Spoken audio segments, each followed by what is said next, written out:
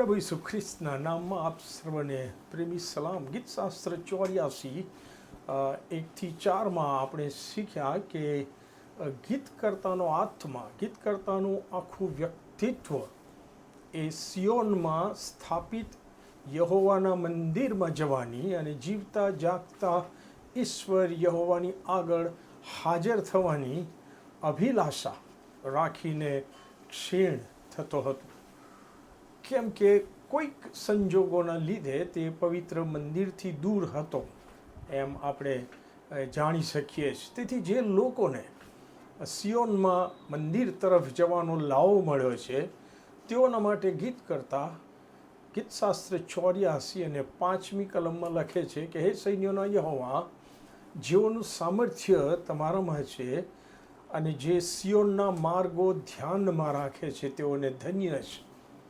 અંગ્રેજીમાં કહે છે, blessed are those whose strength is in you, O Lord, whose hearts are set on પિલગ્રીમેજ.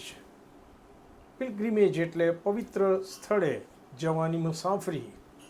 ગીત કરતા જે લોકો પોતાના નહીં પણ યહોવાના સામર્થ્ય પર ભરોસો રાખીને જીવે છે, ઉપરાંત સિયોનના માર્ગો ધ્યાનમાં રાખે છે, એટલે કે સિયોનમાં આવેલ યહોવાના મંદિર તરફ દોરી જતા માર્ગો પર યહોવાની હજુરમાં જવા માટે ચાલી રહ્યા છે, તેઓને ધન્ય છે અને તેઓ આશીર્વાદિત છે એમ ગીતકર્તા કહેવા માગે છે.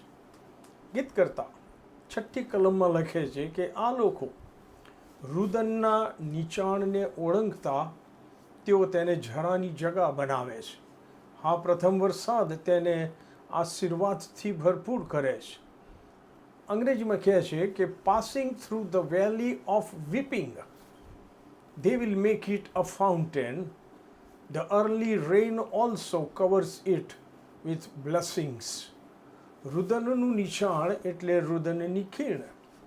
સિયોનમાં પવિત્ર મંદિર તરફ જતા આ લોકોને સૂકી અને રેતાળ ખીણોમાંથી પસાર થવું પડતું હતું કે જ્યાં પાણીની ખૂબ જ અછત હોય છે. પરંતુ આ લોકોએ એ માર્ગોમાં નાના ખાડા કરીને તેમાં વરસાદનું પાણી ભરી રાખવાની વ્યવસ્થા પણ કરી હતી કે જેમાં પ્રથમ વરસાદનું પાણી આશીર્વાદ રૂપે ભરાતું હતું. મતલબ રુદનની ખીણ પણ આ લોકોને પ્રભુ મંદિરમાં જતા રોકી શકતી નથી.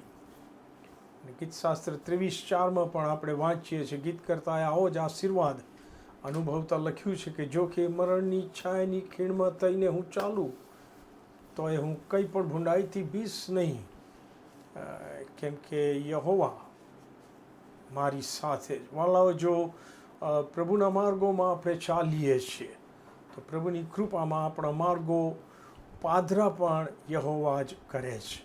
આમેન.